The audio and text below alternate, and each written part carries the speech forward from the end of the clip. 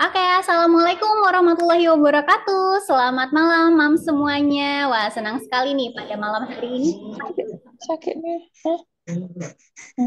dari Ibu Hebat Perencanaan Keuangan Keluarga. Nah, perkenalkan nama saya Rahma dari komunitas Tim Lab Indonesia. Pada malam hari ini kita akan menggali-gali nih ilmu tentang finansial dari narasumber kita, Kak Daniel. Nah, saya nih Kak Daniel. Selamat malam Kak Daniel. Halo, selamat malam, Mbak Rahma. Selamat malam teman-teman semua. Assalamualaikum warahmatullahi wabarakatuh. Waalaikumsalam warahmatullahi wabarakatuh. Gimana nih Kak kabarnya malam hari ini? Sudah siap mungkin ingin ditanya-tanya oleh ibu-ibu nih Kak? Sudah siap. Saya baru sadar ternyata saya satu-satunya laki-laki di sini ya. Oh, bener ya. Semuanya ibu-ibu. Oke. Malam Kak Daniel dari Kak Tirta di komunitas STEM Lab Indonesia. Halo Kak Tirta. Oke deh, kalau gitu Mams, tidak berlama-lama, saya izin share terlebih dahulu profil dari narasumber kita pada malam hari ini. Apa sudah kelihatan? Sudah ya? Oke, nah narasumber kita pada malam ini adalah Kak Daniel Wicaksana, seorang coach dengan level ACC dari International Coaching Federation, sekaligus seorang Certified Financial Planner. Kak Daniel juga pemegang sertifikat Clinical Resource Therapist dari Resource Therapy Internasional. Nah, luar biasa sekali ya backgroundnya. Nah, sejak tahun 2016 terjun ke dunia pengembangan individu dan kesehatan mental melalui layanan terapi dan coaching. Sebelumnya sejak tahun 2010, Kak Daniel juga menjalani profesi sebagai seorang trainer dan financial planner di beberapa perusahaan keuangan nasional dan multinasional. Dan sekarang mendirikan perusahaan bernama Akal Bening. Udah pada follow Akal Bening belum ya?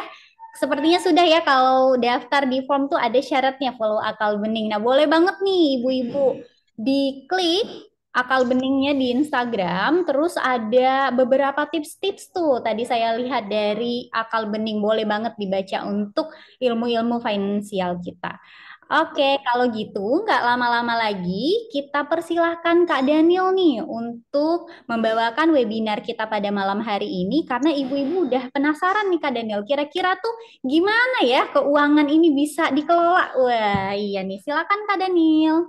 Oke, thank you. Terima kasih Mbak Rahma. Sebelum saya mulai, saya pengen tanya satu pertanyaan dulu dong ke teman-teman semuanya. Kalau dengar kata uang itu, perasaan yang ada di badan kayak gimana sih? Gemet Excited, takut, gemeter gitu, ngeri, Gemeter Kak. khawatir gitu. Rasanya gimana sih kalau dengar kata uang atau ada topik-topik mengenai keuangan gitu? Pusing, oke, thank you, terima kasih kejujurannya, Kak Fik. Ini terus terang loh, saya perlu ngecek ini dulu karena ya kalau bicara soal uang itu reaksi kita berbeda-beda ya karena pengalaman kita juga beda terkait uang. Ada yang pengalaman menyenangkan, mungkin ada juga pengalaman yang tidak mengenakan. Nah, itu perlu kita sadari terlebih dahulu supaya pada malam hari ini kita dalam posisi yang secara mental netral gitu ya. Jadi teman-teman nggak ngejudge bahwa uang itu jahat, bahwa uang itu kayak duniawi banget, nggak kayak gitu juga.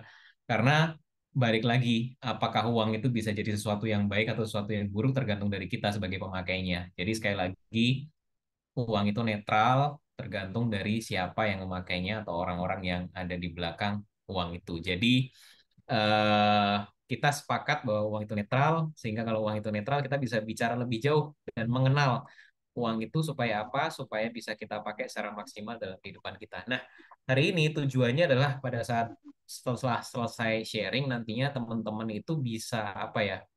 Punya pemahaman yang berbeda tentang uang, persepsinya berbeda, dan jadi nggak bingung lagi tahu prioritas yang akan dilakukan apa terhadap uang yang kita punya. Jadi teman-teman semua harapannya jadi orang-orang atau ibu-ibu yang hebat, terutama dalam merencanakan keuangan gitu. Karena biasanya bapak-bapak itu boros, yang ngatur duit itu mama-mamanya gitu ya. Tapi ada juga keluarga yang kebalikannya ya. Kalau di keluarga saya kebalikannya, saya yang ngatur keuangan biasanya. Oke, kalau di tengah-tengah acara nanti ada pertanyaan, boleh langsung tulis saja di kolom chat. Kalau tidak setuju dengan yang saya bicarakan atau pengen nyanggah juga nggak masalah, Karena ini sifatnya diskusi, saya bukan yang paling pinter sendiri. Mungkin teman-teman punya sudut pandang yang lain dari pengalaman yang berbeda, bisa jadi punya ide atau sudut pandang yang berbeda pula dengan saya, jadi nggak masalah. Terus kemarin saya udah dapat 20 pertanyaan dari Mbak Rahma yang saya rangkum kemudian jadi satu materi ini. Mudah-mudahan satu materi ini bisa menjawab 20 pertanyaan tersebut. Jadi nggak perlu apa ya, nggak muncul lagi pertanyaan yang sama. Harapannya muncul pertanyaan yang lebih rumit, misalnya rumit, lebih kompleks yang bisa kita belajar bareng malam hari ini. Waktu saya kira-kira sampai dengan jam 8 malam, jadi 45 menit kita akan running. Mudah-mudahan teman-teman semua nggak bosen ya. Oke, tadi udah dikenalin Mbak Rahma, ini adalah profil saya dan ini keluarga saya. Eh, Kemudian sebelum saya mulai lebih jauh, karena teman-teman semuanya akrab dengan sosial media gitu kan. Pusing nggak sih dengerin influencer-influencer ngomongin soal duit gitu? Dan bingung nggak gitu? Jujur, tulis di kolom chat. Karena terus terang nggak semuanya cocok loh buat kita gitu. Bingung atau seneng gitu. Ada yang bilang mending nabungnya di emas, ada yang bilang mending nabungnya di saham aja, ada yang bilang mending nabungnya di reksadana. Nah, mau ikut yang mana? Nah, yes, thank you.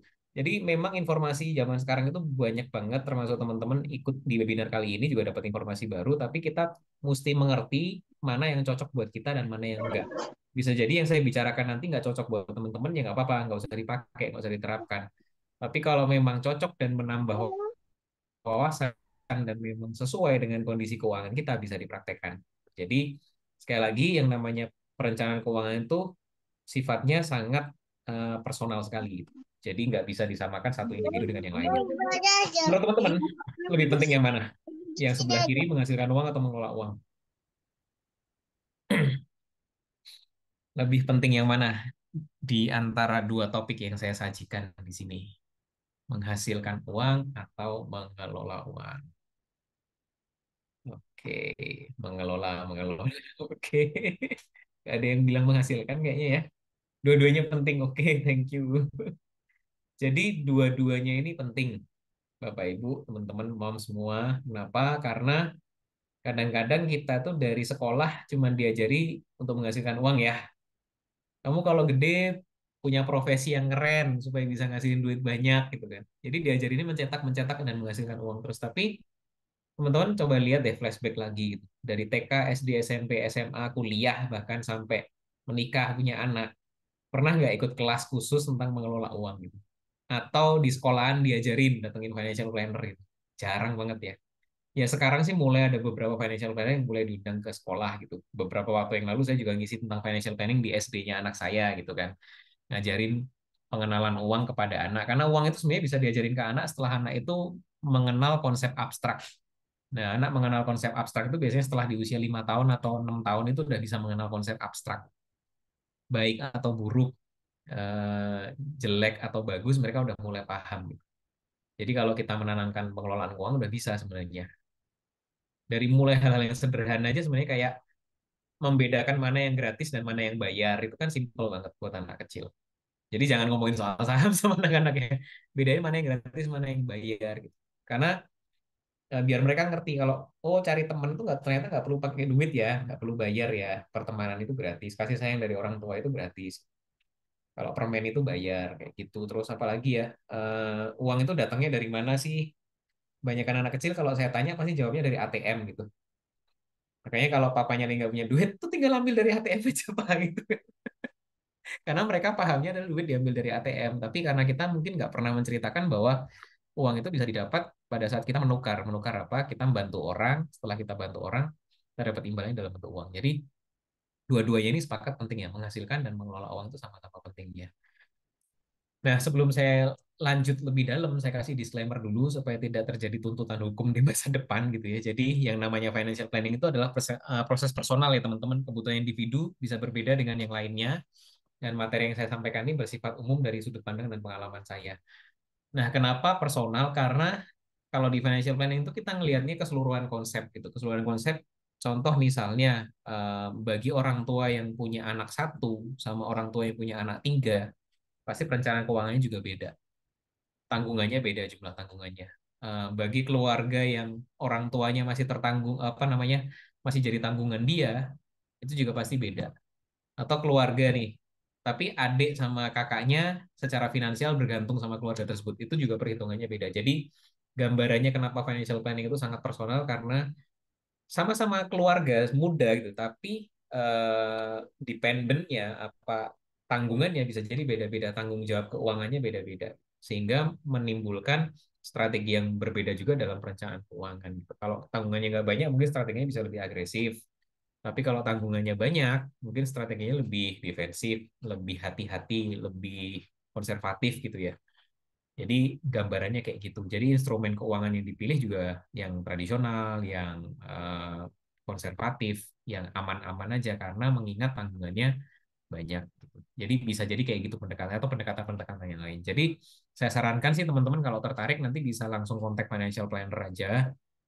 Nggak harus sama saya, bisa ada banyak financial planner untuk bisa dapat rekomendasi keuangan. Nah, caranya biasanya yang dilakukan oleh financial planner itu adalah kita minta laporan keuangannya dulu, asetnya berapa, terus setiap bulan tuh cash flow-nya kayak apa.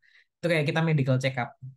Jadi kalau pernah ke lab gitu kan, lab kesehatan kita di medical check up kan. Jadi tahu, oh kolesterolnya tinggi nih. Jadi besok kamu harus puasa kolesterol gitu kan. Atau gula darahnya tinggi, kurangi minum manis. Jadi dengan melihat cash flow keuangan itu kita bisa menganalisa dan bisa melihat bagian mana yang perlu diperbaiki dan bagian mana yang perlu disederhanakan pengeluarannya, bagian mana yang perlu diimprove, terus planningnya dalam 10 tahun, 15 tahun ke depan kayak apa. Jadi gambarnya seperti itu teman-teman kalau ketemu sama financial planner. Jadi memang kita harus open sih sama kondisi keuangan kita. Kalau kita nggak open ya nggak bisa dibedah lebih detail gitu ya. Dan itu nanti ada kontraknya bahwa si financial planner nggak akan declare, nggak akan menceritakan kondisi keuangan teman-teman semua itu jadi kayak apa ya? Jadi rahasianya pasti akan terjaga. Oke, kita lanjut. Bicara soal financial planning, sebenarnya secara mudah bisa saya jelaskan pakai satu gambar ini. Ini sudah menjelaskan kenapa kita perlu perencanaan keuangan. Jadi kita sebut gambar ini adalah siklus kehidupan gitu kan. Pada saat kita usia 0 sampai 20 tahun, ini masa-masa di mana kita tergantung sama orang tua kita. Jadi kita nggak produktif di ini karena tidak menghasilkan uang. Nanti di umur 20 sampai 60 ini masuk masa-masa produktif di mana kita menghasilkan uang. Nah, nanti balik lagi setelah kita pensiun di umur 60 tahun, kita akan masuk lagi ke masa-masa tidak produktif dan tidak menghasilkan uang. Jadi kita kerja itu punya waktu selama 40 tahun gitu kan untuk menghidupi hidup kita selama 60 tahun. Punya bayangan ya teman-teman? Sekali lagi saya ulangin. Kita punya masa kerja selama 40 tahun dari umur 20 sampai 60 untuk menghidupi kita hidup sampai dengan usianya eh, 60 tahun. Jadi kerjanya 40 tahun, hidupnya 60 tahun. Nah, kebanyakan orang punya masalah di sini nih. Pada saat tidak mempersiapkan pensiun dengan serius, nantinya di umur 60 dia akan ngandelin anaknya. Kalau generasi zaman dulu baik-baik saja karena anaknya banyak. Anaknya 10, 8, 9, 13 no problem. 13 anak menghidupi satu orang tua bisa lah gitu loh. Apa namanya? Patungan gitu ya. Tapi kalau zaman sekarang kan sudah mulai berubah sejak ada KB itu kan satu keluarga biasanya anaknya cuma dua apa tiga, atau kan satu. Jadi si anak itu nantinya kalau orang tuanya nggak siap, kalau kita nggak siap, nanti anak kita akan menanggung kita gitu. Dia akan membiayai anaknya sendiri, dia juga akan membiayai kita sebagai orang tuanya. Oleh karena itu di masa produktif ini, ketika kita sudah menghasilkan sejumlah uang tertentu, nggak bisa semuanya langsung dihabisin. Harus sebagian di save, ditabung buat apa? Untuk masa tua. Jadi konsep financial planning, saving itu untuk apa? Untuk hari tua. Kita diajarinnya dari kecil, saving itu untuk apa? Beli barang. Bener nggak? Kamu kalau mau beli barang, nabung dulu ya, Dek. Aduh, itu konsep yang keliru sebenarnya. Jadi karena dari kecil kita diajarin kayak gitu terus, sampai kita dewasa pun kita punya kontrol atas keuangan kita, yang kita pikirkan kayak gitu. Oke, aku nabung, kalau duitnya udah banyak ya aku bingung gitu, mau beli buat apa ya? Beli sepatu baru, tas baru, gadget baru gitu. Jadi nggak tercapai nih tujuan keuangan jangka panjangnya. Clear ya teman-teman sampai sini? Oke, nah ini adalah posisi di mana kita itu sangat optimis ya, di mana kita bisa hidup sampai dengan 80 tahun. Nah, selain optimis, kita perlu membawa 1 gram pesimisme. Jadi yang namanya financial planning itu nggak cuma bicara soal optimis-optimis, tapi bicara juga soal manajemen risiko. Bisa jadi kita nggak seberuntung itu punya umur yang sepanjang ini. Bisa jadi umurnya cuma sampai di sini, atau di sini, di sini. Ada juga yang lebih dari sini. Jadi resiko dalam keuangan tuh ada dua, meninggal terlalu cepat sama hidup terlalu lama. Itu resiko keuangan. Meninggal terlalu cepat itu beresiko, kenapa? Karena ada potensi penghasilan yang hilang. Kemudian hidup terlalu lama juga jadi masalah, kenapa? Karena bisa jadi cadangan dananya udah habis, anak-anaknya juga udah nggak bisa support lagi, kita masih hidup. Atau hidup tapi benar-benar tergantung sama orang lain. Nah, di tengah-tengah ini ada yang namanya manajemen risiko keuangan. Itu ngomongin soal insurance, ngomongin soal dana darurat, ngomongin soal kalau kita punya bisnis, apa namanya, istilahnya apa ya kok saya lupa jadinya. Kalau kita beli barang itu kan pasti nilainya akan turun ya. Jadi kita misalnya beli mobil gitu kan. Pastinya suatu saat kan bisa rusak juga. Nilainya juga akan turun. Kita mempersiapkan itu. Jadi depresiasi nilai, aduh ya ampun. Jadi itu termasuk di bagian manajemen risiko keuangan. Oke, sampai di sini ada pertanyaan kah, teman-teman, atau ada komentar? Boleh print baju Thailand. Sebelum saya lanjut. Thailand. Oke, Mbak Fitri tadi, waduh salah ya selama ini ya. Nabung buat beli barang ya, Kak Fitri. Jadi untuk persiapan di masa tua. Nah, kalau pengen beli barang, nabung dulu gimana? Ya itu nabungnya dibedakan sama nabung yang saving yang ini. Jadi kita perlu Boleh siapkan budget untuk nabung beli barang, gambar saving yang ini tetap jalan. baju Aku lanjut dulu. ya. Nah, Mama tidak bisa bantu jadi seadanya. salah satu hal penting dalam perencanaan keuangan adalah bicara mengenai cash flow. Teman-teman ingat nggak pengeluaran dan pemasukan teman-teman di tanggal 16 Juli tahun 2020? Yang tahu, angkat tangan. Perlu dikasih hadiah ini. Kayak gini. 16 Juli tahun 2020, ingat nggak? Ayo buka catatannya. Nah, sebagian besar orang itu nggak pernah melakukan pencatatan. Entah karena itu malas, entah karena itu takut menghadapi kenyataan bahwa kita boros. Gitu. Nah, coba teman-teman cek aja kalau mau memperbaiki, merasa misalnya kondisi keuangan kok kayaknya pemasukannya lumayan, tapi kok pengeluarannya habis terus nggak bisa nabung.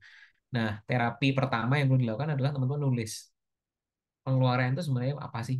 Nah, dalam waktu 1 minggu atau 2 minggu atau 1 bulan tuh sebenarnya bisa ketahuan sebenarnya bocor Dia duitnya itu kita kalau tuh di mana. baca Apakah di GoFood, nggak apakah di paham. 11-11, apa 12-12 gitu kan. Nah, itu baru ketahuan nanti setelah kita mencatat. Jadi perlu melakukan pencatatan. Nah, nyatetnya di mana? Pakai kertas boleh, mau pakai aplikasi juga udah banyak banget ini ya. Saya pakai Monify, saya pakai Spendi juga. Dari sekitar 6 atau 7 tahun yang lalu saya udah pakai. Ada buku warung, ada money manager, ada dompetku. Ini semuanya bisa teman-teman pakai untuk tracking. Perlu dipakainya berapa lama? Ya, kalau cuman sekedar ingin tahu kondisi keuangan bisa sebulan aja sudah cukup, sebulan atau 2 bulan gitu ya. Dari situ ketahuan nanti kecenderungan keuangan kita tuh kemana. Tapi kalau teman-teman mau pakai jangka panjang ya bisa, ini bisa dipakai untuk latihan mindful money gitu. Mindful money itu apa sih? Sebelum kita mengeluarin duit itu kita benar-benar nggak pakai emosi gitu ya.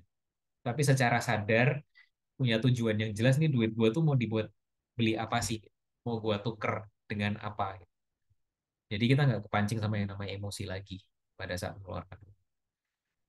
Nah, kalau pernah nyatet tapi nggak berubah perilaku borosnya, berarti perlu dibongkar itu catatan keuangannya. Mungkin perlu orang lain yang mengaudit, bukan kita sendiri gitu ya. Karena kalau kita sendiri yang audit, jadinya kita yang membenarkan, udah beli boba nggak apa-apa kok, beli Starbucks tiap hari juga no problem kok gitu. Tapi perlu orang lain untuk ngaudit kita, Mbak Fitri, gitu ya. Oke, lanjut. Teman-teman udah bisa bedain ini nggak? Mana kebutuhan, mana keinginan. Ini skill paling sederhana dalam perencanaan keuangan. Bisakah atau masih kadang-kadang bias gitu?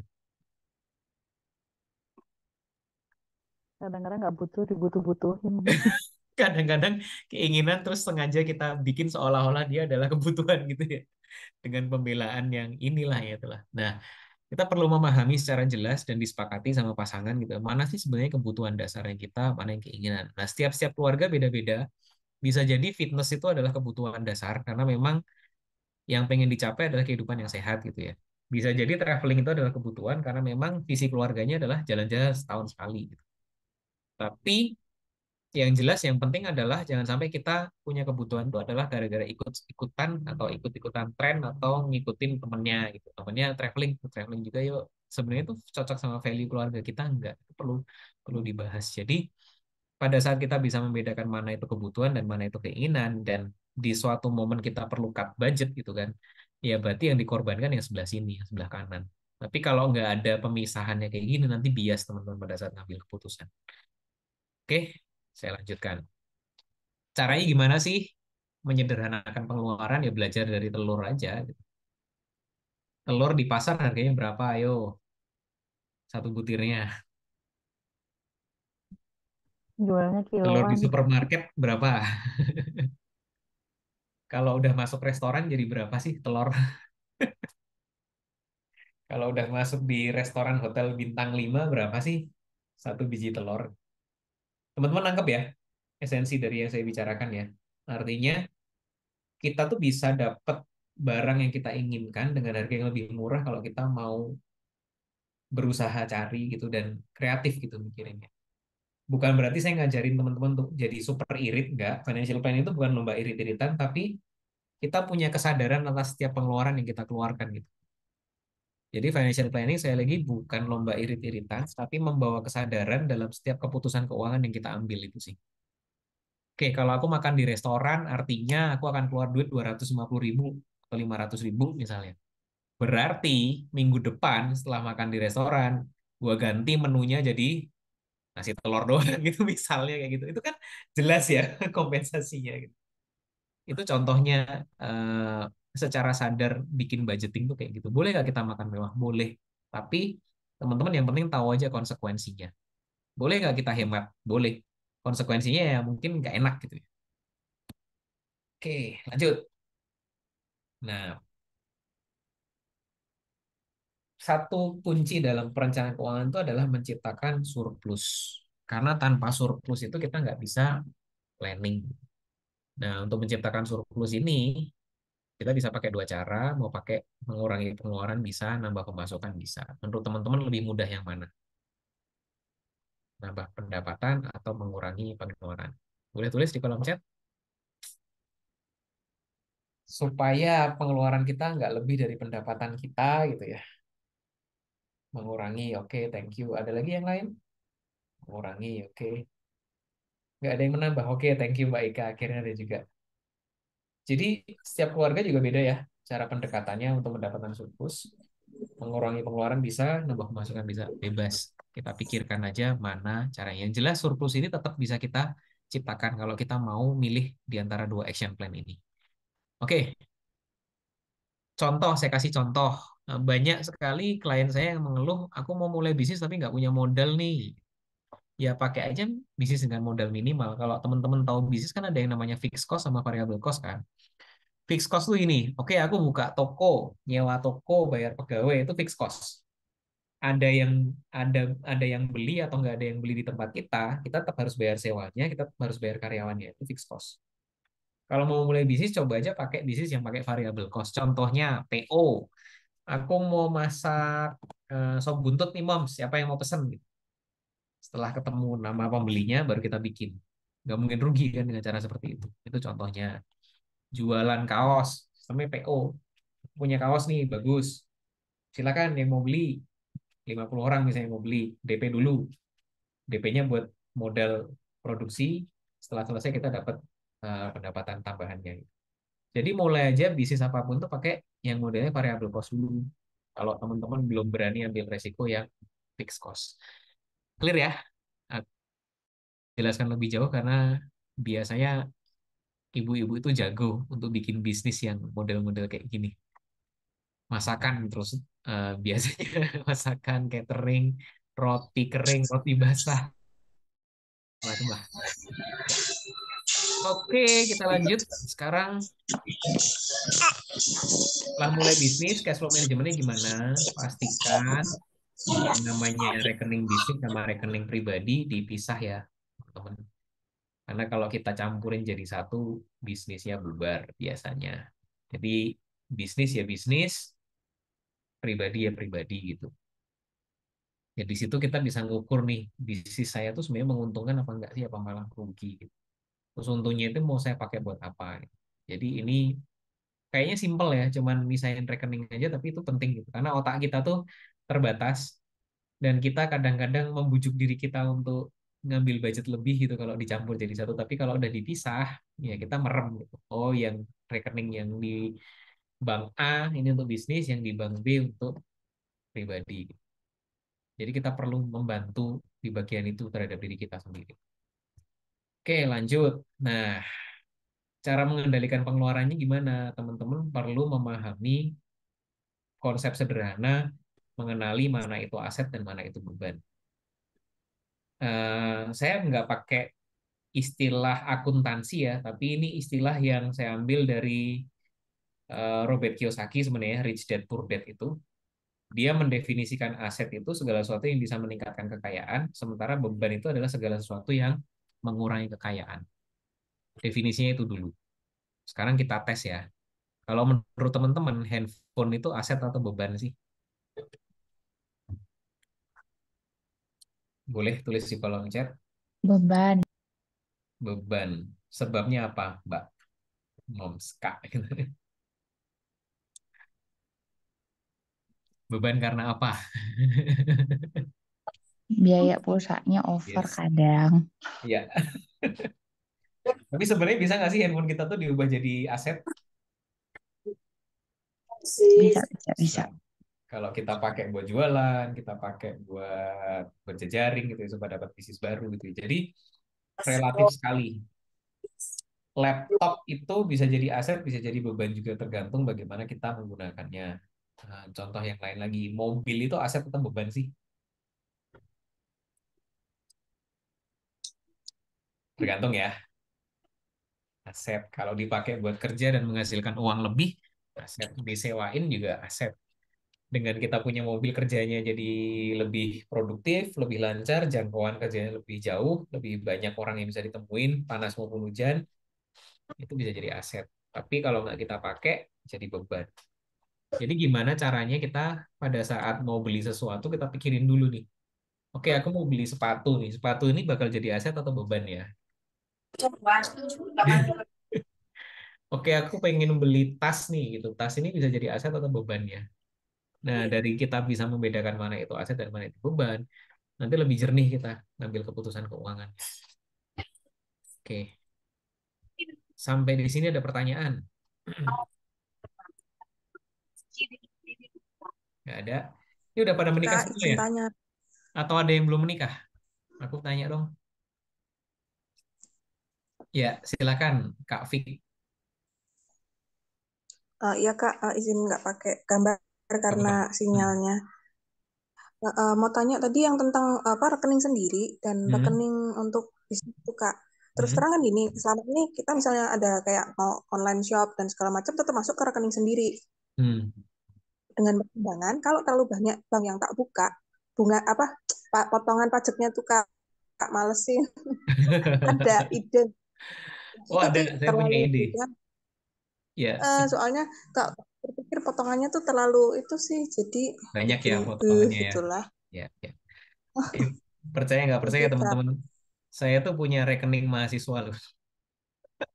Setiap bank itu punya rekening untuk yang dikhususkan untuk siswa gitu. Dan rekening siswa itu biasanya bank itu nggak kenain potongan sama sekali. Tapi dia juga nggak kasih bunga sama sekali. Jadi benar-benar hanya nyimpen. Nggak ada admin, nggak ada bunga. Atau kalau ada adminnya pun, adminnya murah banget gitu ya. Nah, itu bisa jadi alternatif sih. BCA itu keluarin, wah saya jadi ngiklan produk nih. Tahapan ekspresi gitu kan misalnya. Tahapan ekspresi itu biaya administrasinya murah banget di antara semua rekening BCA yang lain. BNI itu punya rekening yang untuk mahasiswa juga gitu. Cuman memang kalau kita datang ke CS Bank nggak pernah kasih tahu mereka. Tapi kalau kita minta, Mbak, aku minta rekening yang biaya adminnya paling murah apa, mereka baru bukain. Jadi itu bisa jadi solusi ya.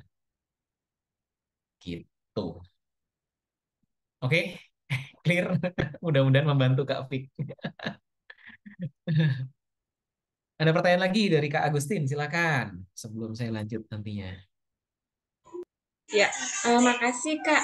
Mau tanya, kami tuh kan punya tanah ya, tapi tanahnya tuh kan nggak masih belum kepake karena kita bingung mau buat apa. Nah, Hmm. itu kayaknya masuknya jadi beban ya karena harus Ya. bayar pajak tapi nggak masuk apa-apa gitu ya Kak ya. Betul sekali. Jadi perlu dipikirkan sebenarnya tanahnya bisa nggak ya disewain gitu. Kan banyak orang juga nyewain tanah kan untuk warung kaki lima atau apa gitu. Bikin perjanjian yang jelas, legalitasnya jelas, berguna deh tanahnya. Atau kalau memang di daerah yang bagus, tanemin aja tanaman buah gitu kan. Atau nanam pohon gitu misalnya jati atau apa gitu. Kalau memang rencananya tanahnya mau dipakai 15 atau 20 tahun lagi, tanamin aja jati gitu. Atau pohon-pohon yang untuk produksi ya. Itu kayunya bisa dijual. Ini saya sekedar ngasih ide aja ya. Ya, kemarin memang sempat ditanemin sengon sih Kak, karena kan tempatnya itu terlalu terlalu apa kurang sinar matahari. Jadi Oh, kalau ditanemin kayaknya juga nggak bisa bagus gitu. Jadi masih nyari-nyari kira-kira mau dibuat apa gitu. ya, dipikirkan aja ke Agustin. Tapi perlu kita pikir otak sih, puter otak gimana caranya aset-aset kita yang jadi beban tuh jadi produktif itu. Jadi supaya nggak diem. Oke, jadi clear ya mana aset dan beban itu penting sekali buat teman-teman semua karena eh, dengan kita bisa membedakan itu, kita jadi tahu sebenarnya mana prioritas kita. Dulu di teman-teman financial planning itu kadang-kadang kalau yang masih single gitu ya kita bercandain gitu ya. Pacar lu aset apa beban sih sebenarnya? Kalau dia bisa menghasilkan lebih banyak dia aset gitu. Tapi kalau selama ini dia cuma morotin kamu jadi beban. Nah gimana caranya biar berubah jadi aset ya? Gitu. Itu bercanda ya anak-anak di financial planning sih. Tapi ini kayaknya udah pada nikah semua jadi nggak boleh kayak gitu ya kalau sama suaminya ya. Berbahaya. Bisa menimbulkan pertengkaran dalam keluarga itu nanti. Oke, yes. Lanjut.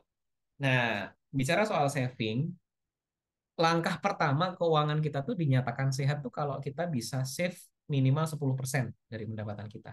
Jadi kalau teman-teman udah melewati tahap ini, itu udah satu level, oh berarti keuanganku sehat gitu. Puji syukur, alhamdulillah udah satu step lebih baik. Kalau belum, berarti mesti mengurangi pengeluaran atau nambah pendapatan tadi. Nah, savingnya ini buat apa? Baik lagi ke tadi ya, saving buat pensiun, bukan buat beli barang. Kalau buat beli barang ya berarti di luar budget yang 10% ini. Karena yang 10% ini stick on the rules ini untuk masa tua atau hari tua kita nantinya. Oke, terus masuk lagi. Setelah bisa save, tahap selanjutnya apa yang perlu kita ciptakan? Kita punya namanya dana darurat, teman-teman semua. Dana darurat itu rumusnya biasanya adalah 6 kali pengeluaran bulanan. Kenapa 6 kali? Ada alasannya karena biasanya kalau orang di PHK itu baru bisa dapat kerjaan lagi setelah 6 bulan gitu ya. Amannya, buffernya. Ada nggak yang bikin dana daruratnya cuma 3 bulan? Ya boleh, nggak masalah. Karena ada beberapa pekerjaan itu yang kalau di PHK atau stop bisnisnya dalam waktu 3 bulan udah pasti dapat kerjaan baru. Ya wes dana daruratnya nggak perlu banyak-banyak, 3 bulan cukup. Tapi ada sebagian keluarga yang nggak cukup dana daruratnya 6 bulan atau 6 kali. Ada yang sampai 12 kali, bahkan sampai 24 kali. Sekali lagi ini balik ke profil resikonya teman-teman semua. Kalau ketemu sama financial planner nanti bisa dihitungin tuh. Pasnya di angka berapa. Tapi rata-rata adalah biasanya ketemunya di 6 kali pengeluaran bulanan. Pengeluaran ya, bukan pendapatan ya. Fungsinya untuk itu sebenarnya, untuk buffer. Kayak kemarin tahun 2020 waktu apa namanya, COVID, pandemi COVID, banyak yang dirumahkan gitu. Yang punya dana darurat ya aman-aman aja. Yang nggak punya bingungnya setengah mati. Nah, dana darurat bentuknya apa? Nyimpannya dalam bentuk setara kas. Setara kas tuh duit cash bisa, tabungan biasa, emas juga boleh. Kuncinya gini, kuncinya dana darurat itu dalam waktu 1 kali 24 jam harus bisa dicairkan. Gitu aja sih. Jadi kalau taruh di saham nggak boleh, taruh di reksadana nggak boleh, obligasi nggak boleh karena untuk bisa nyairin itu semua butuh waktu lebih dari 1 kali 24 jam. Gitu ya. Oke, ada pertanyaan sampai di sini mengenai dana darurat? Kak Daniel, Ya, ya mesti berarti dalam silakan. sebulan itu kita menyimpan untuk saving dan juga dana darurat atau gimana? Beda ini nasi Ya, nasi. jadi tahap Pak ada. setelah kita bisa menyisihkan 10% dari pendapatan kita gitu kan. Tahap pertama yang harus kita ciptakan adalah ini dulu, dana darurat. Setelah dana darurat selesai, berarti nanti masuk ke persiapan dana pensiun tadi. Gitu. Oke, terima kasih. Jadi kalau teman-teman belum punya dana darurat, ya bikin ini dulu. Jangan mikirin investasi, jangan pikirin beli saham, jangan apa. Bentuk ini dulu aja gitu. Kalau ini udah beres, baru mikirin yang lain. Kasarannya kayak gitu sih. Ini tahap pertama banget soalnya. Gitu, Kak. Oke, yes. Mbak Desti, ayo pengeluaran yang fix, yes. Pengeluaran-pengeluaran yang fix aja. Yang benar-benar untuk kita bisa survive gitu ya. Mungkin cicilan bisa termasuk di dalamnya. Kalau kita nggak punya KPR misalnya kan, ya itu masuknya kan perlu dipikirkan juga. Dimasukin aja dalam pos pengeluaran. Karena kan kita nggak pengen juga kehilangan rumah kita kan gara-gara nggak bayar. Gitu. Ya bagi yang masih KPR atau apalagi punya cicilan apa. Begitu. Mudah-mudahan jelas ya teman-teman ya, dana darurat. Nah, aku lanjut sekarang.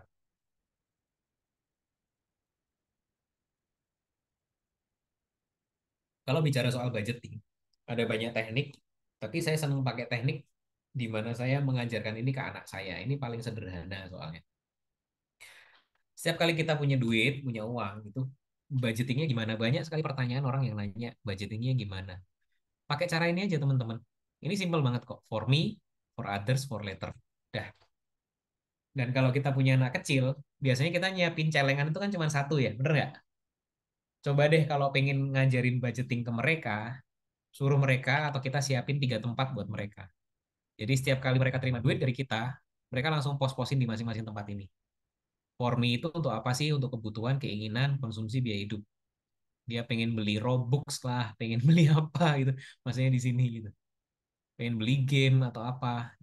For others ini, kita ceritain ini untuk sedekah, ini untuk sumbangan, untuk kamu nraktir teman kamu, untuk kamu beliin permen, untuk kalau dia ulang tahun nantinya kamu yang beliin dari dana ini.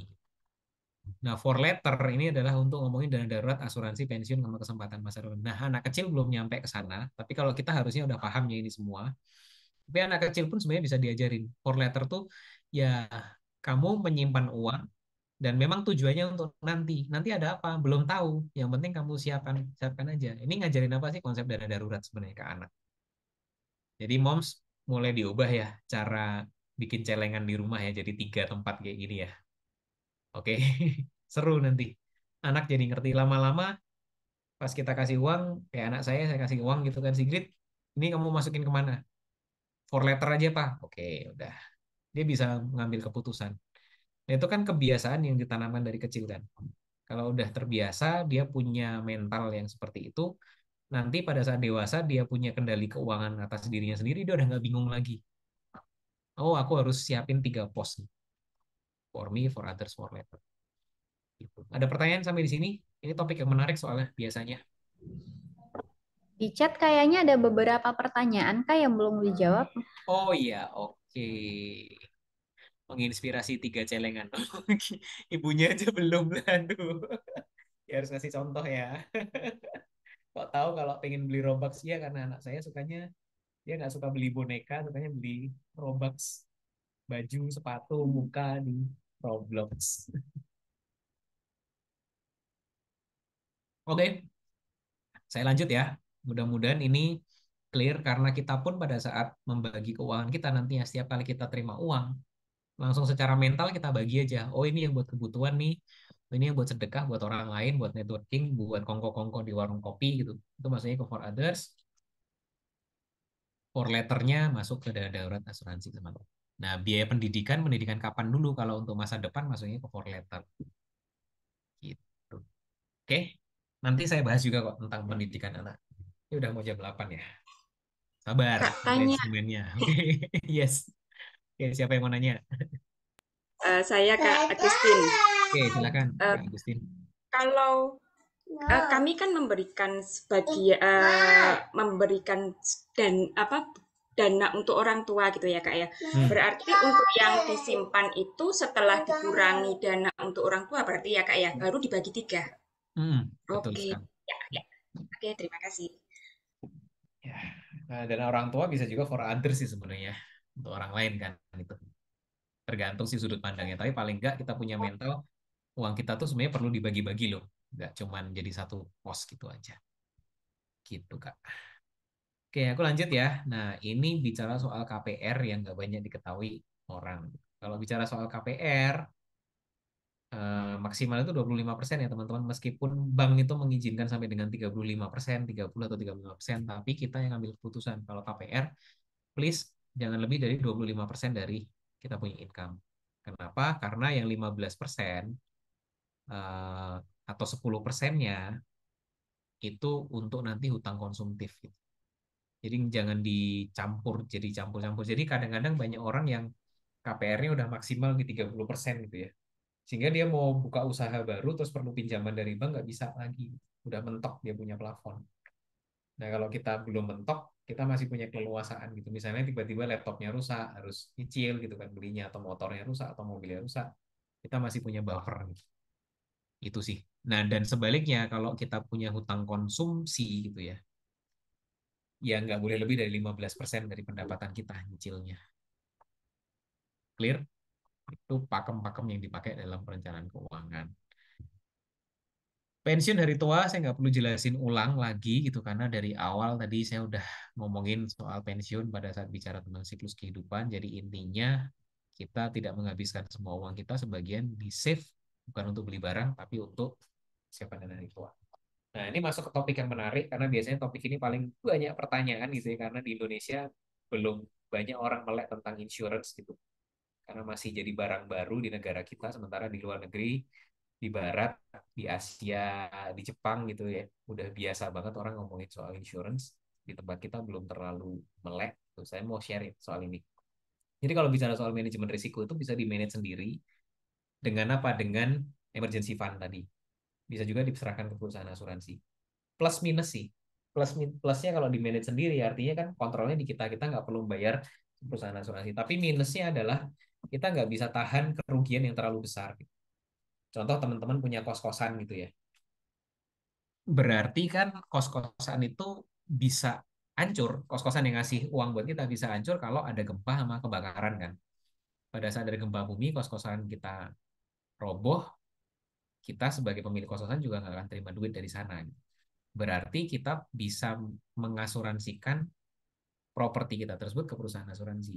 Dengan perjanjian kalau ada gempa bumi, kalau ada banjir, misalnya kalau ada kebakaran, perusahaan asuransi akan kasih sejumlah dana uang pertanggungan yang bisa bikin kita untuk bangun ulang kos-kosannya.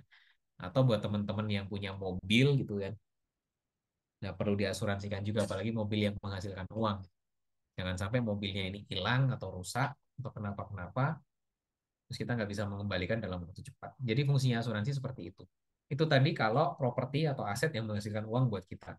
Kalau kitanya sendiri sebagai profesional yang bekerja, berarti yang perlu diasuransikan adalah diri kita gitu. Karena diri kita punya nilai ekonomi. Contoh seorang dokter yang praktek. Kalau dia praktek kan dia menghasilkan uang. Kalau dia nggak menghasilkan uang, kalau dia nggak praktek, artinya dia nggak menghasilkan uang dan sebaliknya. Nah, saya kasih contoh gambaran sederhana kayak gini teman-teman. Ini seorang bapak yang bekerja gitu ya. Dia adalah tulang punggung keluarga, punya istri sama anak. Istrinya nggak kerja, istrinya ibu rumah tangga, ngurus anaknya di rumah. Full time mother. Nah, apa yang akan terjadi kalau ada risiko sama si bapak ini? Terlalu cepat tutup usia, maka potensi income-nya dia juga akan hilang. Sehingga ibu ini bisa kesulitan nantinya. Nah, inilah pentingnya asuransi jiwa sebenarnya di sini.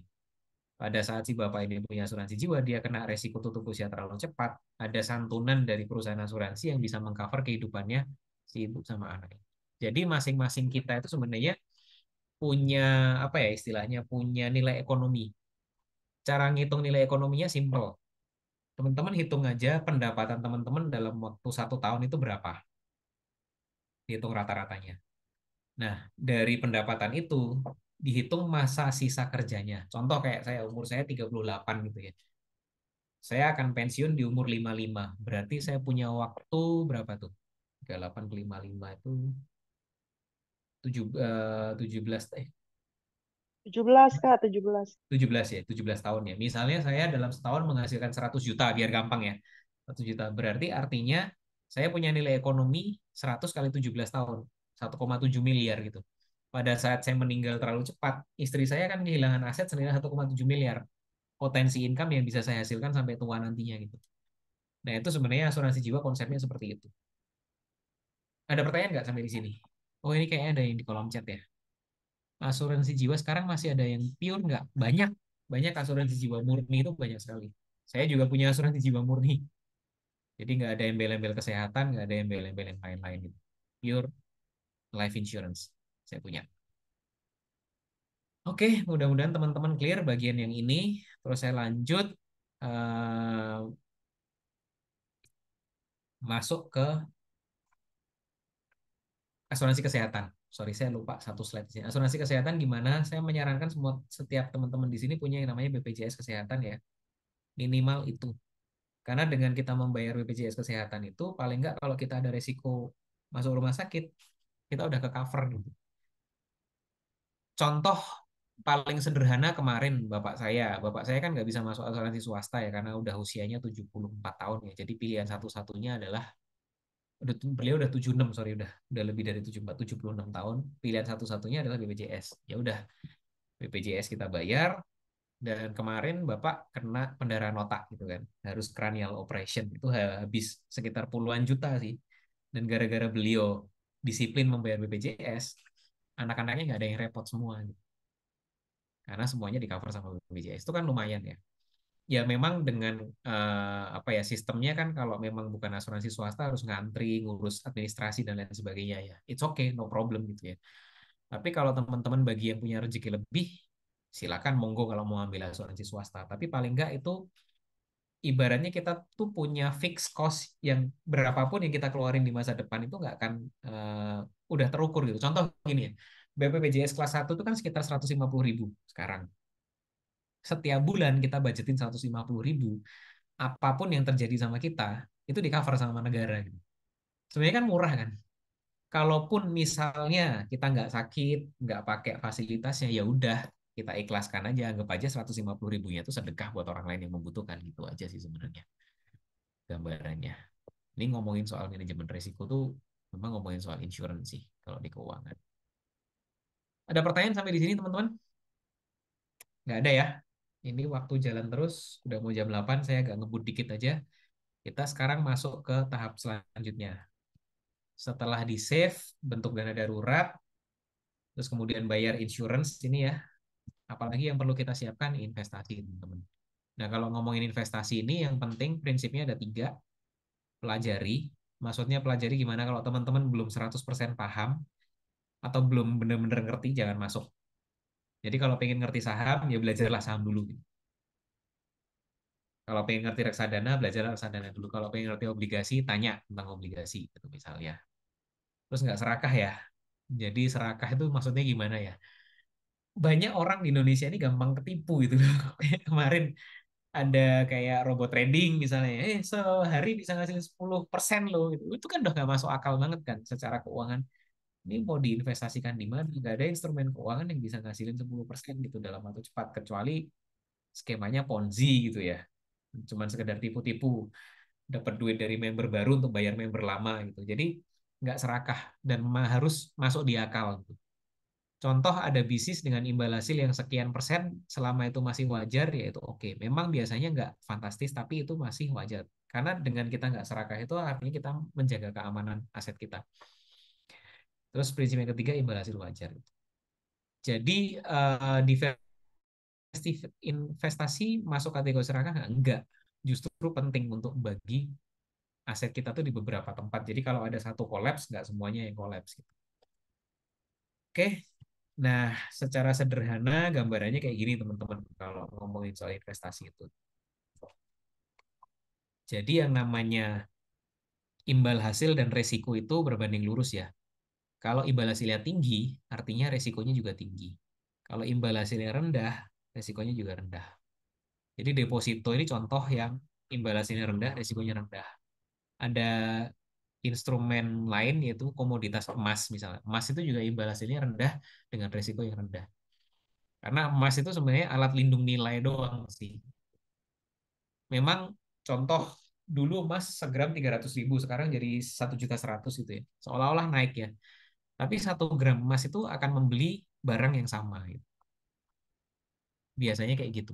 Jadi saya ingat tahun 10 tahunan yang lalu beli handphone Nokia itu 350.000.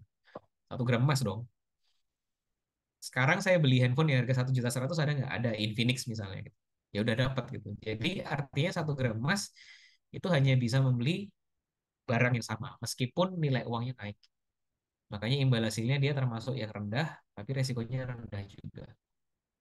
Deposito agak naik, obligasi ini surat hutang negara. Jadi negara itu kan selain hutang dari luar negeri, dia hutang dari dalam negeri ya, hutang sama rakyatnya. Kita bisa membiayai pembangunan negara dengan beli surat hutang negara gitu. Jadi kita minjemin negara, nanti dibalikin sama negara 2 tahun atau 3 tahun atau 4 tahun setelahnya. Kayak gitu. Oke, terus ada lagi saham.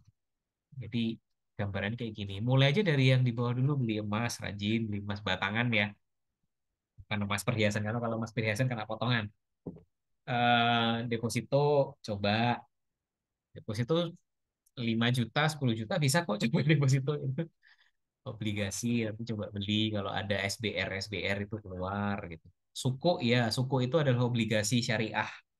Jadi obligasi syariah itu kita sebutnya suku. Terus nanti kalau teman-teman udah mulai advance lagi masuk ke saham. Atau ada opsi lain sebenarnya, ada pilihan lain namanya reksadana. Kalau reksadana itu kita menyerahkan uang kita pada manajer investasi, dia yang akan puterin di 3 tempat ini biasanya. Saya juga sering beli reksadana. Tuh. Oke, ini masalah investment. Nah, bagian terakhir ya. Jadi supaya teman-teman nggak bingung, saya tadi kan ngomong banyak banget gitu kan tentang perencanaan keuangan. Kita nggak usah bingung, pakai aja piramida keuangan ini. Jadi mulai dari bawah dulu. Cash flow-nya dibenerin supaya ada surplus. Setelah surplusnya ada, bentuk dana darurat. Hutang jangan sampai lupa nggak dibayar. Gitu. Setelah ini beres, ngomongin ke atas, manajemen risiko. Ini ngomongin dana darurat. Sorry, ngomongin asuransi. Di sini diberesin dulu. BPJS sudah kebayar semua. Kalau punya uang lebih, coba beli asuransi jiwa buat tulang punggung keluarga. Baru naik ke atas. Baru naik ke atas, baru naik ke atas. Jadi investasi itu posisinya di sini ya teman-teman.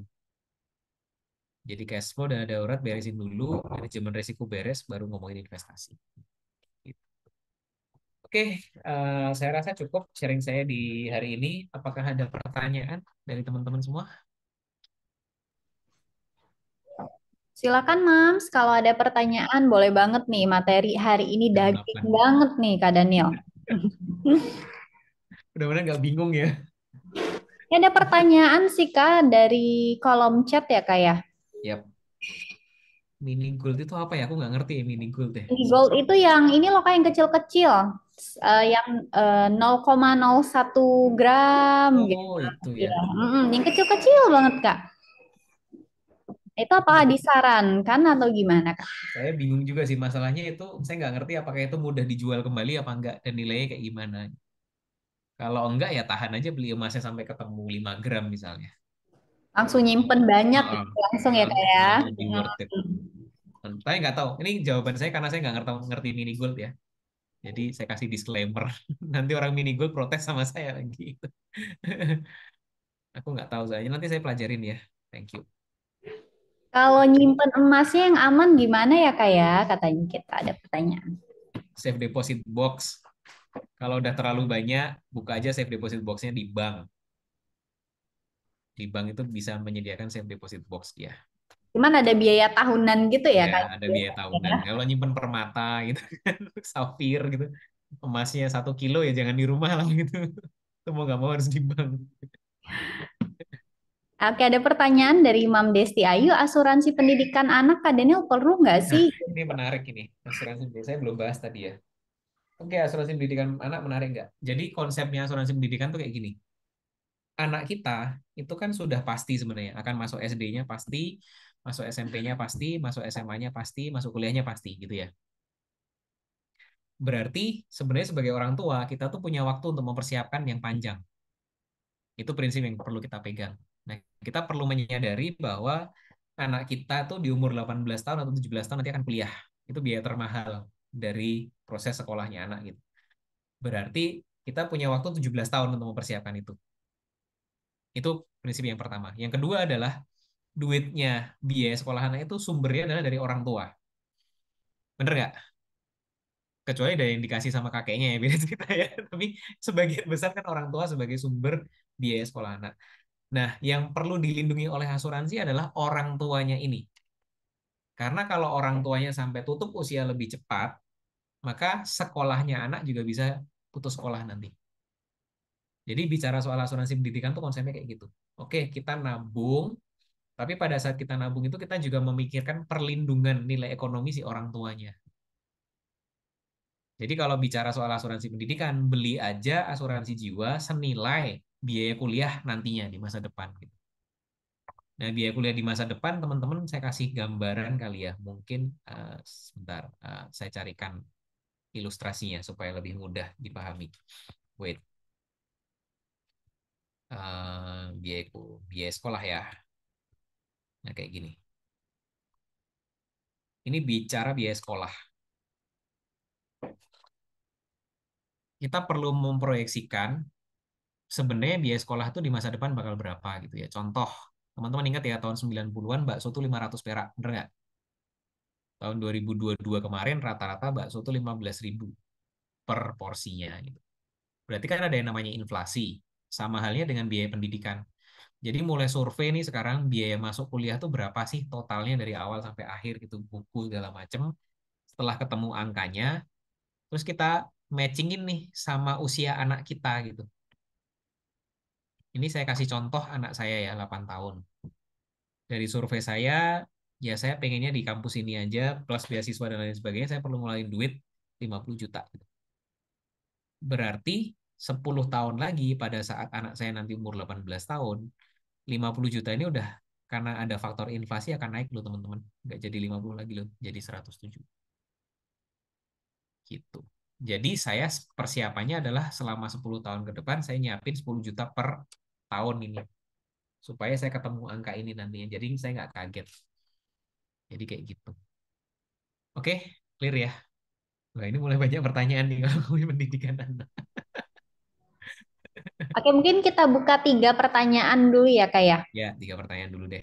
3 pertanyaan dulu. Mau yang dari kolom chat atau dari raise hand nih, Kak? Karena ada yang raise hand, ada yang tanya. Raise hand dulu ya, saya senang pertanyaan langsung soalnya. Oke, siap. Kita buka yang raise hand. Silakan, Mom Weni. Maaf ya Kak, nggak pakai on cam. Nah, saya mau nanya nih, misalkan kalau sekarang dalam fase harus mempersiapkan dana pendidikan dan dana pensiun, apakah itu dijalankan sama-sama berbarengan atau diprioritaskan dana pendidikan dulu? Itu satu.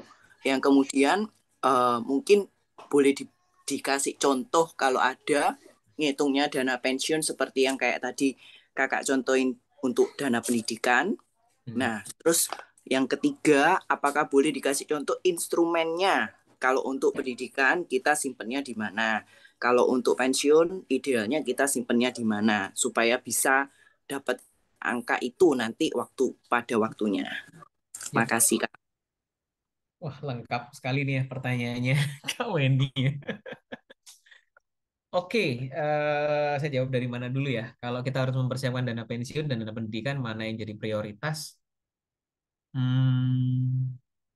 Ini pertanyaan yang sulit sih. Sebenarnya itu kita perlu merefleksikan dulu gitu ya. Apakah memungkinkan menyiapkan dua-duanya sekaligus gitu? Atau enggak? Kalau misalnya nggak memungkinkan, ya berarti prioritas kita mau mana dulu nih? Oke, aku mau siapin dana pendidikan anak dulu. Ya udah, fokus ke sana dulu.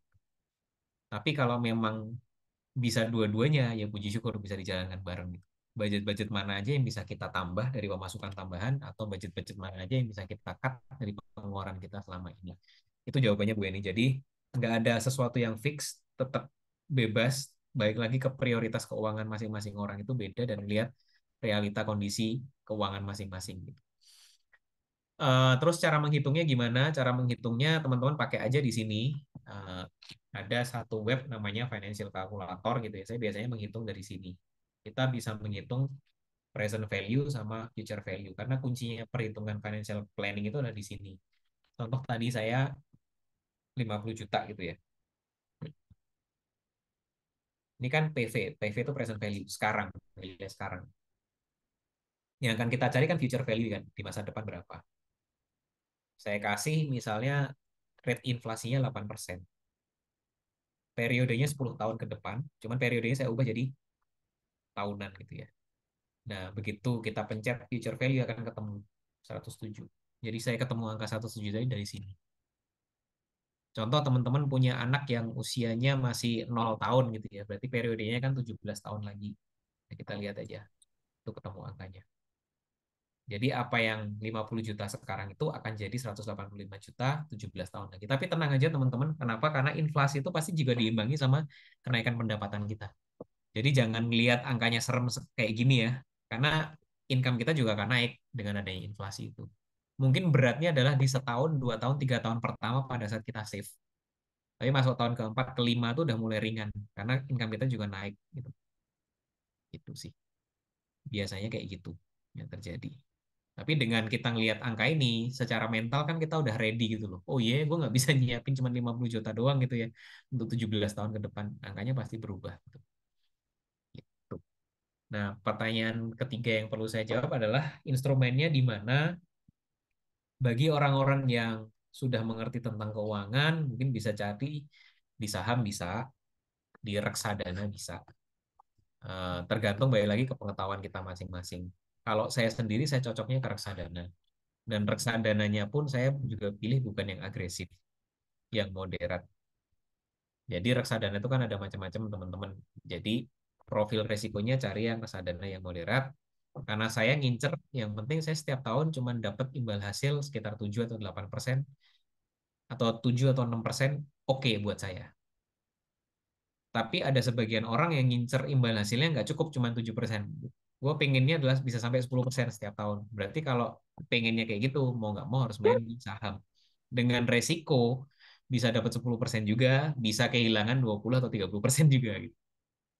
Tapi kalau kehilangan ya harus sabar-sabar sampai dia naik lagi. Jadi gambarannya kayak gitu, eh, Kak Weni.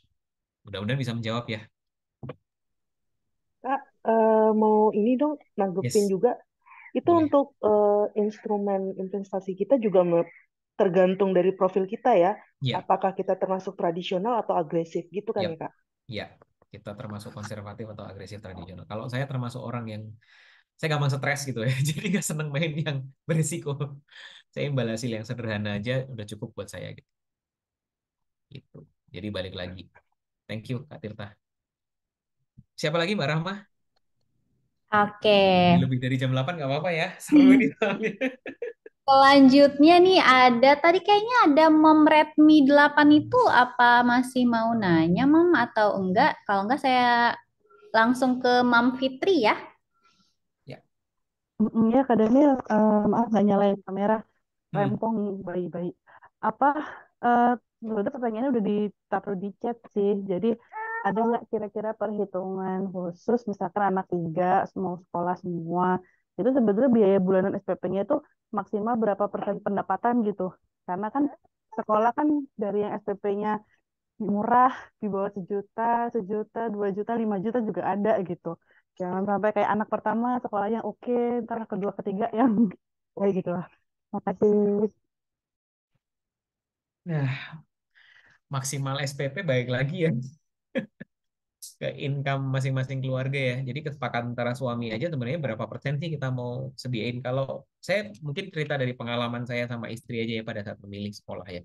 Di Jogja tuh ada sekolah yang mulai SPP-nya 300.000, 100.000 ada, sampai SPP-nya sampai berapa ya Mas? 5 juta nggak bayar ada gitu ya.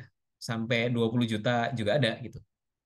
Nah, jadi yang waktu itu saya lakukan adalah saya kumpulin dulu datanya, terus kami diskusi, oke, maksimal sebulan kita sekian rupiah nih untuk sekolah. Ketemulah 3 sekolahan atau 4 sekolahan waktu itu.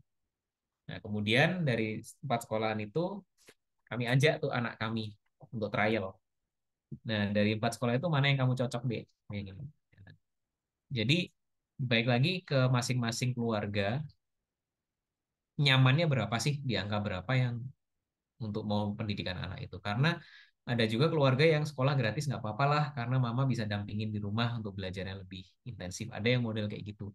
Tapi ada juga orang yang Yang penting kamu sekolah yang paling bagus, yang paling mahal. Kita kurangi budget-budget yang lain nggak apa-apa. Jadi balikin lagi ke value masing-masing keluarga ya. Kalau ngomongin soal itu. Kalau Value itu bicara kira-kira Kak, soal value agama gitu kan. Ada sekolah yang pakai pendidikan agama atau mau yang internasional atau mau pakai bahasa Inggris atau pakai yang gimana macam-macam. Jadi balikin ke sana. Jadi nggak cuma ngomongin soal duit doang ya kalau ngomongin soal pendidikan anak itu. Ada hal-hal lain yang perlu kita pertimbangkan. berarti nggak ada patokan misalkan berapa persen dari pendapatan bulanan gitu Kak. Soalnya kan kalau tadi kan kayak 50, 30, 20 ya ada ininya gitu. Nah kalau untuk kayak pendidikan atau ini tuh nggak ada patokan kira-kira sehatnya tuh Nggak ada, berapa persen. nggak ada sih, Ya, nggak ada. kasih Kak. Kalau kami sendiri balik ke value. Jadi patokannya bukan di apa namanya prosentasenya, tapi value yang mau kita cari apa sih? Karena uang itu kan sebenarnya alat untuk dapetin value ya. Teman-teman perlu ingat itu gitu. Patokan-patokan itu adalah patokan kesehatan secara umum. Tapi bisa jadi di keluarga kita bisa jadi berbeda, nggak apa-apa. Ada orang yang kalau ngomongin nih, saya kasih analogi ya. Ada orang yang tekanan darahnya 145 itu biasa buat dia. 145, 165 itu biasa. Tapi ada orang-orang yang 165 ya udah pusingnya setengah mati di kepala itu. Karena apa? Karena daya tahan tubuhnya berbeda, kondisi fisiknya berbeda, kebiasaannya berbeda juga. Ada orang yang bayarin sekolah sampai misalnya katakanlah berjuta-juta per bulan, dia happy karena anaknya bisa berkembang jadi anak yang bagus gitu dan value-nya dapat. Tapi ada juga orang yang bayarin sekolah mahal tapi stresnya setengah mati juga gitu. Karena kemahalan biaya sekolah. Atau sebaliknya ada sekolah yang seolah-olah murah banget tapi value-nya tetap dapat. Jadi balik lagi ke value keluarga, diskusi sama pasangan. Thank you. Ada Ya, lagi Mbak makasih Kak. Rahma? Ya, Maaf thank you. koreksi out of topic dikit. Pensi 145 walaupun nggak ada keluhan tetap nggak boleh nggak apa-apa ya Kak. Kasih.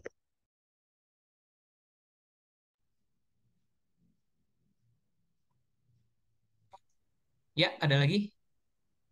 Ada lagi Mam yang ingin bertanya? Tadi Kak Daniel maunya raise hand aja langsung. Oke, ada. Ini ada pertanyaan dari Mbak Desti ya di KPR maksimalnya 25% ya tadi ya. Udah dibahas tadi ya, Mam Desti ya. Ada Ada KPR. Iya, pertanyaan tadi menarik nih. maksudnya Nah, nanya si pendidikan itu ada nggak standarnya kayak KPR kan tadi sehatnya 25% gitu. nggak ada Bu Desti. Nggak ada ya. Itu masuk keinginan apa kebutuhan ya Kak kalau mau ngeles-ngelesin anak? Balik lagi, sebenarnya ngelesin tuh obsesi orang tuanya atau emang bener-bener anaknya yang perlu gitu sih. Kadang-kadang ngeles tuh obsesinya kita loh. Investasi dewasanya nanti. Iya. Iya, makasih Kak. Oke. Oke Kak, ini ada pertanyaan raise hand dari Mam Dian. Silakan Mam Dian. Silakan. Kak, izin tanya, ini kan anak saya ikut nyimak nih. Terus dia tuh kepo kripto. Jadi dari kemarin tuh dia, "Pak, kita kripto," katanya gitu. Dia bilang, aduh enggak deh, itu tidak terbukti, maksudnya seperti saham dalam artian, misalnya kamu beli saham BPCA, kamu nabung dulu dapat misalnya dari KTE-nya dari apa, ditabung dulu mau beli BPCA, nunut nama mama oke lah, tapi nek kripto, aduh enggak. Tapi dia tuh yang gekeng, ini oke, ini apa, maksudnya dia sudah baca beberapa buku. Nah terus tapi aku sendiri belum oke dengan itu gitu Kak. Apakah ada maksudnya masukan yang dasar dulu apa gitu loh. Terus dia kan lihat-lihat itu bisa loh kita beli saham luar negeri. Ya emang bisa, cuma maksudku ya itu Kak, maksud kadang dia terlalu bacanya kan bukunya tuh rodok-rodok yang kayak Robert Kiyosaki. Iya. Nah, gitu-gitu Kak, yang kayak gitu. Jadi menurutku dia masih di tahap idealis kan ya. Jadi selama itu kita tuh pakai kayak yang aplikasi model kayak Ajaib kayak gitu. Karena kan 10.000 oke, masuk di situ gitu-gitu dan cari-cari misalnya oke, kamu lihat dong diajarin sama omnya, kamu lihat LQ45, oke dia lihat LQ45, Keren nih. sudah muncul lah LQ masih 45. gitu tuh Kak. Nah, terus ya itu tadi, terus dia bersikeras coba dong kita ke kripto. Nah, kalau Kak Daniel sendiri gimana melihat kripto itu? Thank you, Kak. Oke, saya ceritain pengalaman saya sama kripto ya. Tahun 2011 tuh teman saya nawarin saya untuk beli Bitcoin, teman-teman. Waktu itu harganya 1 juta. Dan saya memutuskan untuk tidak beli gitu. Karena saya nggak ngerti, aduh Bitcoin apaan sih ini? Tahu nggak teman-teman satu Bitcoin harganya berapa sekarang? Ada yang tahu? 300 jutaan ya? Ya, 300 juta kemarin sempat tembus sampai 600 juta. Jadi saya flashback lagi sih, seandainya yang waktu itu aku beli gitu ya, aku udah punya duit 300 sampai 600 juta nih sekarang. Tapi karena saya nggak beli, saya nggak dapet itu. Cuman apakah saya menyesali keputusan saya? Saya nggak. Di satu sisi iya sedikit, tapi saya nggak menyesali. Kenapa? Karena saya punya prinsip, kalau aku belum ngerti 100%, aku nggak akan masuk gitu. Atau misalnya kita kasih buffer. Nah, dari situ saya belajar apakah investasi-investasi beresiko saya cobain. Cuman sekarang saya pakai buffer. Oke, aku maksimal sekian juta dan nggak lebih ya. Dan ini duit belajar. Kalaupun seandainya nanti hilang ya sudah. Itu mungkin caranya ya untuk mengatasi tentang investasi-investasi yang kita nggak tahu di masa depan bakal kayak apa. Contohnya cryptocurrency gitu kan. Jadi mungkin jawaban sederhana saya kayak gitu sih dari pengalaman pribadi saya. 1 juta saya lewatkan waktu itu 2011. Iya, Kak. Makasih, Kak. Oke, Enaknya mudah-mudahan dengar. bisa menjawab ya. Oke. Oke, siap Mam. Karena udah 3 pertanyaan, berarti kita tutup ya. Tapi ada yang masih raise hand lagi, Kak. Ya udah terakhir deh. Dari Mom Atina nih, Kak. Wah, sama-sama dari Jogja ini, Kak. Oh, dari Kita Jogja. ketemuan langsung, Mom Atina. Mau diskusi. Boleh. Traktir saya kopi ya. Terima kasih, Kak. Kak izin nanya, ini tadi yang masalah asuransi jiwa sama pendidikan itu loh, itu tadi habis ngobrol sama suami, itu hubungannya gimana? Karena asuransi jiwa kan nggak bisa diambil ya, padahal kalau kita dana pendidikan itu kan di tahun ini kita butuh dana segini, segini, segini. Nah, ya kita nggak berharap mati cepat atau gimana ya, maksudnya pengalaman juga ini apa? Kayak asuransi jiwa itu kan nggak bakal bisa diambil kalau kalau orangnya belum meninggal atau ada potongan persenannya ya. Nah, itu gimana itu Kak? Belum belum masuk di logika kita. Kasih. Jadi aku tadi cerita tentang konsep keuangannya ya. Tapi di kenyataan itu banyak perusahaan asuransi yang memadukan beberapa konsep itu menjadi sebuah produk. Makanya muncullah namanya asuransi pendidikan. Di mana asuransi pendidikan itu adalah dia produknya kombinasi, ada tabungannya, ada tahapan yang keluar pada saat SD, SMP, SMA, kuliah, keluar tahapannya, sekaligus ada proteksi atau perlindungan jiwa buat si pembayarnya atau orang tuanya. Jadi kalau teman-teman bagi yang sudah punya asuransi pendidikan yang modelnya seperti itu, ya dilanjutkan aja. Toh artinya nanti pada saat tahapan itu keluar bisa dipakai untuk bayar sekolah anak. Kalau terjadi resiko sama kita, biaya sekolah anak dan tahapannya tetap akan cair meskipun kita nggak melanjutkan bayar. Biasanya sih kayak gitu model-model produknya. Nah, itu cara yang pertama. Jadi langsung beli asuransi pendidikan anak. Cara yang kedua adalah kita split tabungannya, kita nabung sendiri, masukin di reksadana atau beli obligasi secara disiplin. Kemudian proteksinya kita bisa beli asuransi jiwa murni. Jadi sekali lagi pilihannya balik ke teman-teman. Mau beli yang produk yang sekali jadi beres langsung atau mau jalanin dua. Gitu. Tinggal dibandingin aja mana yang secara keuangan lebih menguntungkan buat kita kan. Makanya perlu yang namanya komparasi produk plus minusnya. Kira-kira kayak gitu jawabannya. Mbak siapa tadi ya dari Jogja ya? Tina. Ya, makasih Kak. Gimana Mbak Tina? Udah clear atau masih ada pertanyaan lanjutan? Udah. Ya, Makasih. sip. Oke, terima kasih. Sepertinya kita tutup ya, Mam ya, karena sudah hampir jam 8:30. Oke, kalau gitu silakan Kak Daniel. Kalau ingin menyampaikan lebih lanjut gitu mengenai kelas tentang financial check-up tools. Dan ada juga ya Kak Danielnya untuk sesi one-on-one nih. Kalau ada moms yang tertarik lebih lanjut memahami tentang finansial, nah boleh banget nih. Silakan Kak Daniel mungkin infonya. Oke teman-teman, jadi kalau pengen mengetahui lebih lanjut, kan ngomongin soal duit itu nggak cuma ngomongin teknikal aja ya, tapi bicara juga soal sisi emosional, sisi value kita sebagai orang tua maupun individu. Nah teman-teman bisa belajar, saya punya online course, cek aja Instagram saya, nanti follow, mention di sini teman-teman dapat apa, terus di situ ada di bio-nya bisa cek ada online course saya untuk bisa masuk. Selain itu teman-teman kalau membutuhkan layanan misalnya Pak Daniel, aku mau beli produk keuangan nih, minta tolong kasih pandangan atau bantu bantu kasih decision gitu. Saya bisa bantu bedah. Atau kalau pengen dibedah keuangannya, kemudian supaya saya ngasih suggestion atau saran-saran, ini sebaiknya arah keuangannya mau kemana, bisa langsung kontak saya aja melalui uh, Instagram saya itu ditulis Mbak Rahma, thank you di daniel.wicaksana_.